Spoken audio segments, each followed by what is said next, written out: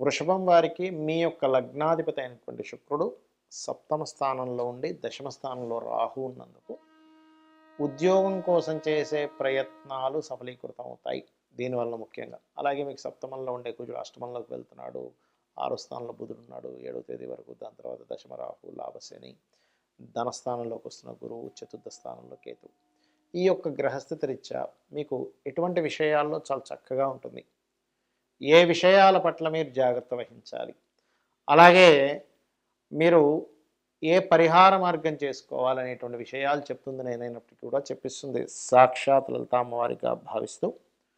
ముందుగా ఈ లగ్నాధిపతి అంటే మీ యొక్క లగ్నాధిపతి సప్తమంలో ఉన్నందుకు ఇప్పుడు మీరు వివాహ ప్రయత్నాలు చేయడానికి సరైన సమయం, అందులో ఎటువంటి సందేహం లేదు. అలాగే రెండో స్థానం వైపు వస్తున్న గురువు ఒక రకంగా ధన అభివృద్ధిని ఇస్తాడు, కొంచెం ఫ్యామిలీ లేదా సంతానంతో బంధువర్గంతో కొంత మనీ మ్యాటర్స్ విషయంలో గొడవలు కూడా ఇస్తాడు, గుర్తుపెట్టుకోండి. అందులో పర్టికులర్గా 7వ తేదీ తర్వాత నుంచి, ఎందుకంటే ఈ ధనస్థానం వైపు వస్తున్నటువంటి గురువు మీద కుజుడు దృష్టి పడుతుంది. దానివల్ల మీరు ఏదైనా కోర్సెస్ తీసుకునే విషయంలో కానీ, ప్రాపర్టీస్ తీసుకునే విషయంలో కానీ ఖచ్చితంగా కాస్త జాగ్రత్తగా చూసుకొని తీసుకోండి. 4లో కేతు ఉన్నాడు. ఇంట్లో గణపతి ఆరాధన చేస్తే ఆ ఇల్లు చాలా ఆనందదాయకంగా ఉంటుంది 4th హౌస్లో కేతు ఉన్నందుకు.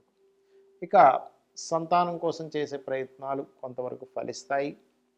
అదేవిధంగా గమనించినట్లయితే కాస్త వాహనం మీద వెళ్ళేటప్పుడు మాత్రం కాస్త జాగ్రత్తగా ఉండండి. 4లో కేతువు, అష్టమంలో కుజుడు ఉన్నాడు కాబట్టి.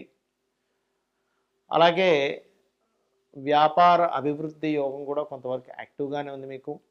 బిజినెస్ రిలేటెడ్ సంబంధించిన విషయాల్లో కొంతవరకు శత్రుత్వాలు మొదటి వారంలో కాస్త ఎక్కువ శత్రువులు ఏర్పడుతూ ఉంటారు. మరియు లోన్స్ లభిస్తాయి, అది కూడా మొదటి వారంలో చక్కగా లభించేటువంటి యోగం కనబడుతుంది. ఇక మీరు నిత్యము చేయవలసిన దేవతారాధన ఏమిటి? విష్ణు సహస్రనామాల యొక్క శ్రవణము లేదా ఓం నమో నారాయణాయ అనే నామస్మరణ చేయండి. మీరు వీలైనంత మట్టుకు ఉద్యోగ ప్రయత్నాలన్నీ కూడా విదేశీ సంబంధించిన ప్రయత్నాలు చేసుకోండి. దశమ స్థానంలో రాహు తన ఓన్ స్టార్ మీద ఉన్నాడు, గుర్తుపెట్టుకోండి.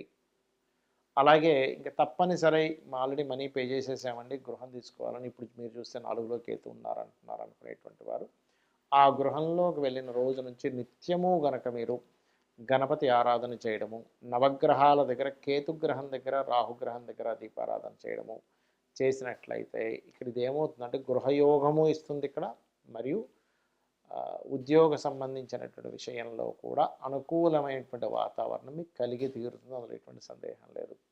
కాకపోతే మంగళవారాలు మాత్రం ఖచ్చితంగా వాహనం మీద వెళ్ళేటప్పుడు కాస్త జాగ్రత్తగా వెళ్ళండి.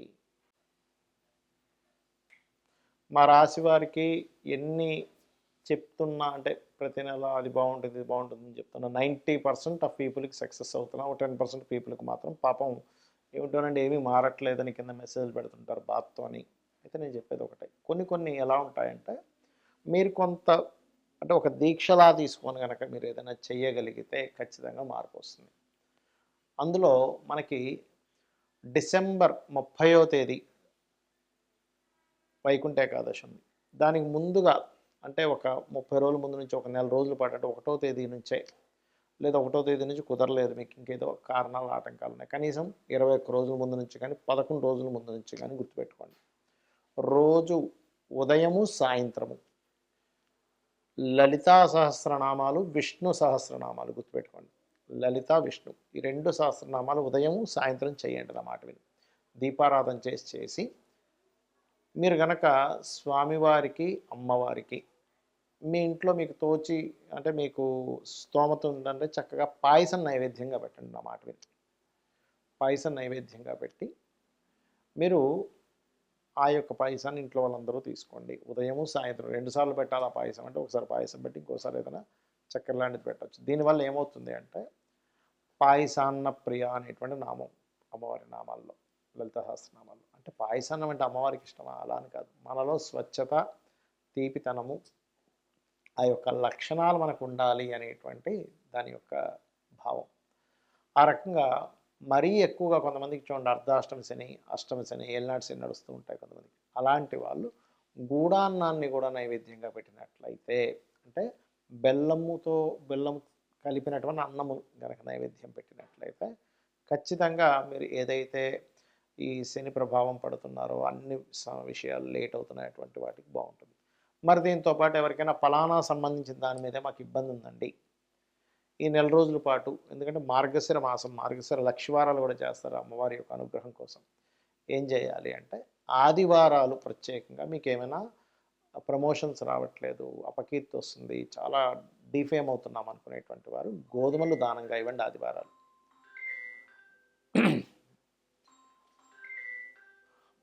మరియు మానసికమైనటువంటి రుగ్మతలు, మానసికమైనటువంటి స్ట్రెస్ ఎక్కువగా ఉంది అనుకునేటువంటి వారు సోమవారాలు మీరు ఏం చేస్తారంటే బియ్యము దానంగా ఇవ్వండి. కేజీంబో బియ్యము, వైట్ కలర్ వస్త్రం, అలాగే గోవులకి ముల్లంగి తినిపించడం చేయండి. ఖచ్చితంగా మీరు ఏదైతే మానసిక స్ట్రెస్ ఉందో అది ఖచ్చితంగా పోతుంది. అలా కాదండి మాకంతా అన్నదమ్ములతోని గొడవలు ఉన్నాయి అన్నప్పుడు కందులు, ఎరుపు రంగు వస్త్రం మంగళవారాలు ఇస్తూ ఈ ప్రక్రియ చేస్తూ గోవులకి క్యారెట్స్ తినిపించండి గోశాలకు. అది కూడా దేశీవాలి గోవులకి. అంటే దేశీవాలి గోవులకి పెడితేనే మనకు ఫలితం వస్తుందా అంటే అందులో సమస్త దేవతలు ఉంటారంట. ఇదేంటంటే జెర్సీ ఆవు కేవలం వీళ్ళు మిల్క్ కోసం, మిల్క్ ప్రొడ్యూస్ ఎక్కువ అవడం కోసం చేశారు. దీనివల్ల ఏంటంటే ఒక ప్రాణికి మీరు తినిపించిన ఫలితం వస్తుంది.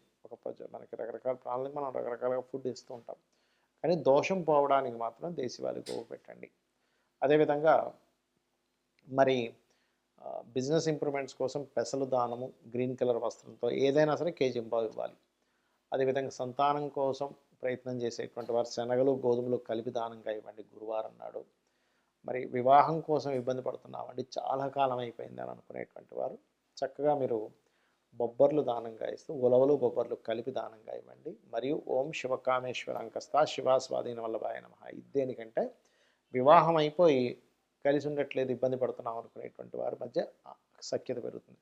అసలు వివాహమే అవ్వట్లేదు, వివాహం కోసం అని అనుకుంటే ఓం కామేశబద్ధ మాంగళ్య సూత్ర శోభిత కందరాయ నమః అనే మంత్రం చేసుకోండి.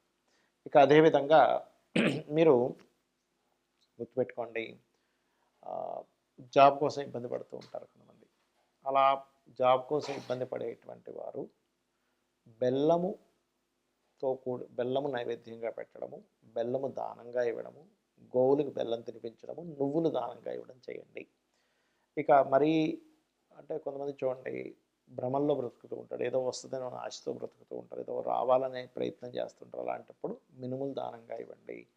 ప్రతిదీ కూడా ఆటంకాలు ఏర్పడుతున్నాయి, ఇంకా పొద్దున్న లేచినప్పటి నుంచి ఆటంకాలు ఏర్పడుతున్నాయి అనుకునేటువంటి వారు నిత్యము గణపతి ఆరాధన చేస్తూ గోవులకి గ్రాసము తినిపించడము, ఉలవలు దానంగా ఇవ్వడము, కేతుగ్రహం దగ్గర దీపారాధన చేయండి. ఇవన్నీ ఏంటంటే మీ జాతకం తెలిసినా తెలియకపోయినా మీకు జరుగుతున్నటువంటి ఇబ్బందుల నుంచి బయటపడడానికి చక్కటి రెమెడీ పనిచేస్తుంది. ఇలా చేయండి, ఖచ్చితంగా అమ్మవారి అనుగ్రహం మీరు పొందండి. శ్రీమాత్రే నమః.